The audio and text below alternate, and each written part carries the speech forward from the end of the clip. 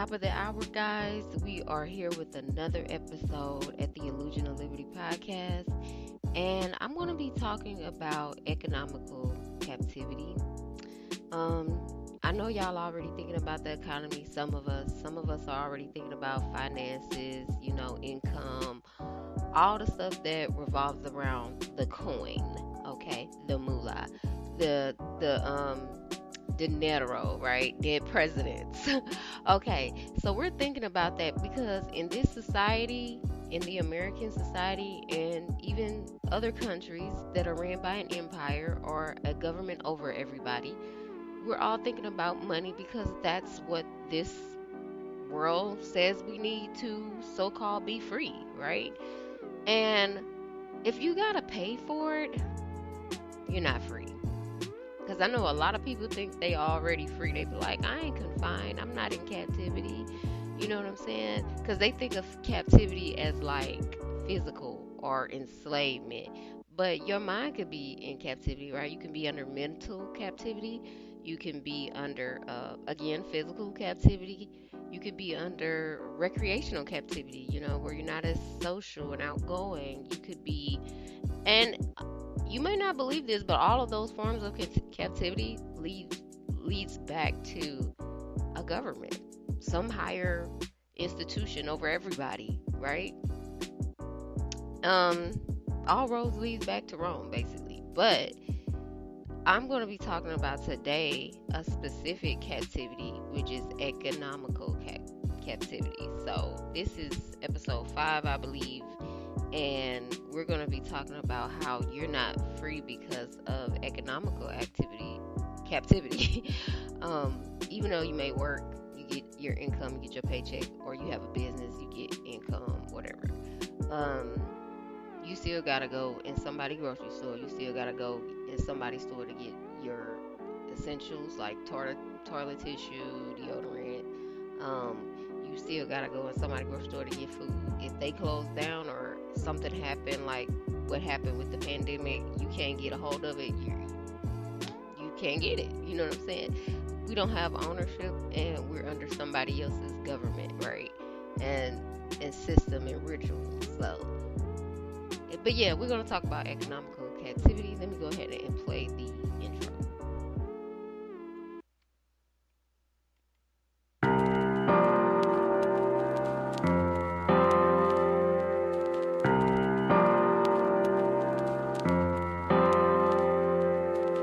Freedom,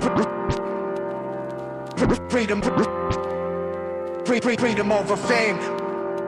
Freedom over cycle stays the same.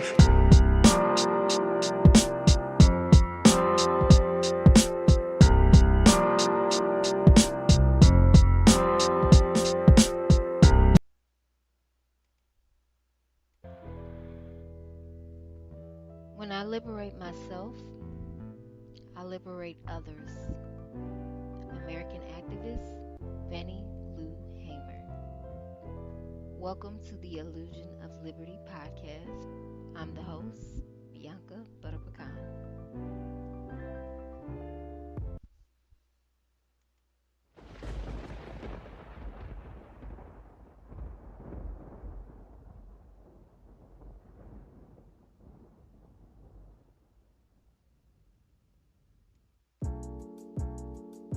Okay, guys, yes, episode 4, economical captivity. So what this episode is going to do for you is let you know what kind of captivity it is, because I think that we do need to be aware if we are enslaved to something, because being enslaved to something could be detrimental to us when things happen. Just like when the COVID pandemic happened, we weren't able to get the things we need, and we didn't even recognize that we were so dependent on these things and thought we would always have access to these things, these common things that we need, and we didn't in the COVID pandemic. So I just wanted to bring awareness to the economic captivity that we are in, and also bring a solution. And maybe you could think of some solutions on your own too.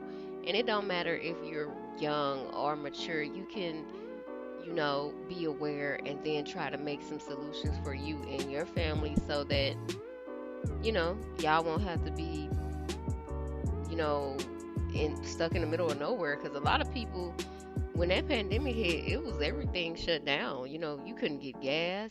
That's why a lot of religious people, they prepare for the last days. They be like, um, always keep a can of gas, in your garage or somewhere safe. And always have cash on hand just in case the economical system shut down, like the banks and stuff, because everything is ran on computer.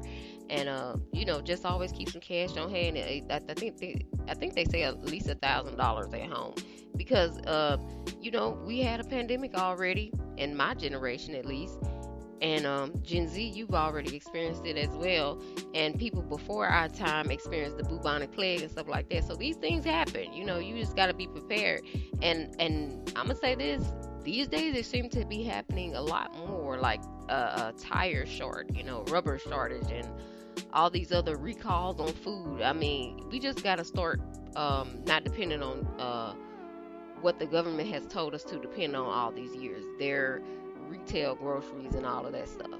Um, but let's go over some terms. So I'm gonna have to take y'all back to school. It's just two terms: captivity and what's another one? It was another word I wanted to talk about. I can't. We're gonna look up captivity first, just so we can all be on the same page of what that means. Oh, we can look up economical too. So, captivity means the condition of being in prison or confined. And you may say to yourself, I'm not in prison. I haven't committed a crime. Yes, there is such thing as a physical prison with those steel walls and those hard shut doors, but I'm talking about a economical prison. So, you're not in a physical box like a prison cell, but you are in an economic cell. Um, some of us are in a majority, I think, of U.S. citizens are in a economical cell, prison cell, because you live paycheck to paycheck, possibly, or you live off a certain budget. You're not free if you're confined by your budget. That doesn't mean let me go chase the American dream, though, because that is an illusion. That'll be another episode for another time. Um, I can say as a millennial, I found that that is an illusion.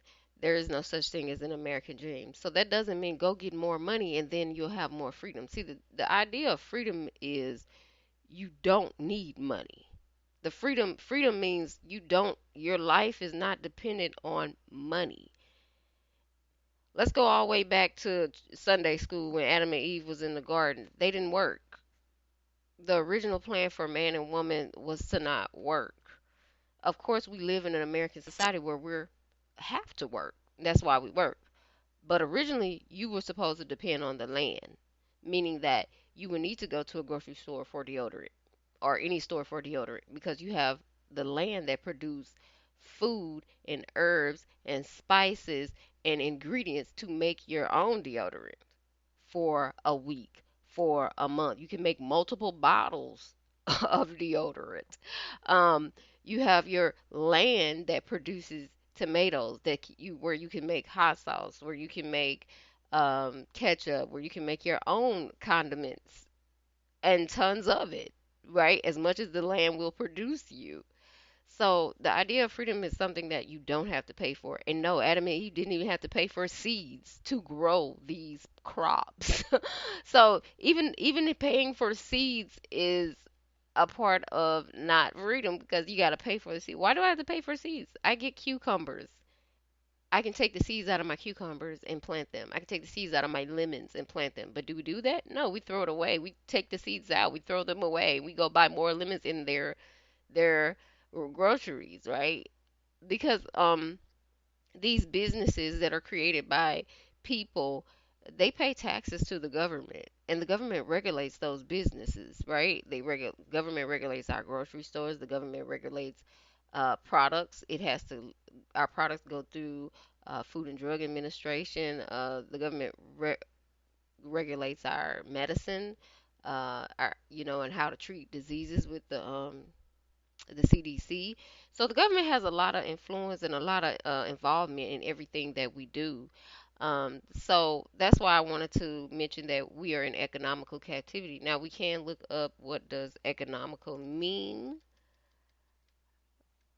And a lot of people might be like, why do we even care? Well, you should care anytime your pocket's running low and you can't do a lot of things. Said emergency because it depended on a USC note. That's a problem because why is your whole life dependent on a USC note when it's a piece of paper? It's greenback. It wasn't. It hasn't even been around that long. Well, it has been around since the Civil War. They created it in the Civil War because they ran out of coins or something, and somebody said, "Aha, let's make a paper greenback or C note, and let's have this bring some valuable to this." And I guess a bunch of white men had a meeting and they agreed to it and said, "Yeah, we all gonna depend on a C note." Because I know wasn't no niggas at that table because we was slaves then, wasn't we? I don't know. These laws they were made.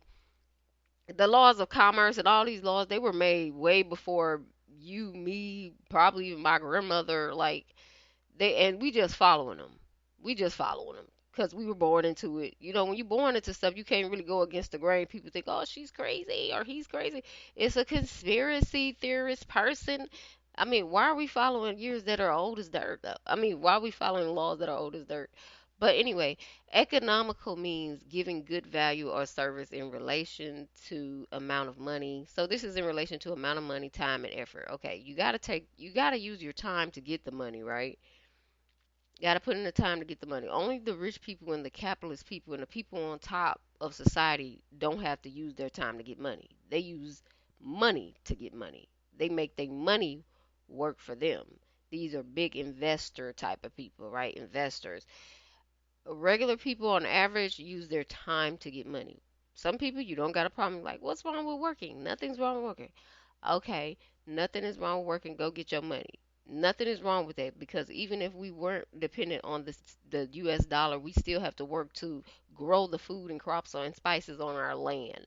So nothing is wrong with putting your hands to diligent work, but something is wrong when your water, your lights, your kids' diet depend on a C note to be provided for. That is wrong because now we have a problem because when the government or when society or corporate America doesn't want to give you a job or doesn't want to give you work, you don't have water, you don't have food, you don't have electricity, your kids don't have groceries. So that is a problem when your work is not dependent on you but dependent on a government ran corporate institution. So that's why I have to bring to attention that we are in economical captivity. We are dependent on paychecks. We are dependent on income to survive. We have to pay for our housing. We have to pay for gas for transportation or bus or however way we get around. The solution that I have though is to become more independent of the US government or of the UK government or whatever country government you're in, to become independent of them. And my suggestion for us as American people in particular, and as people around the world oppressed under government, um, I think that we should have our own land. They tell you to go to college, and they tell you to pursue, military dreams and all these other career dreams. I'm telling you to pursue ownership.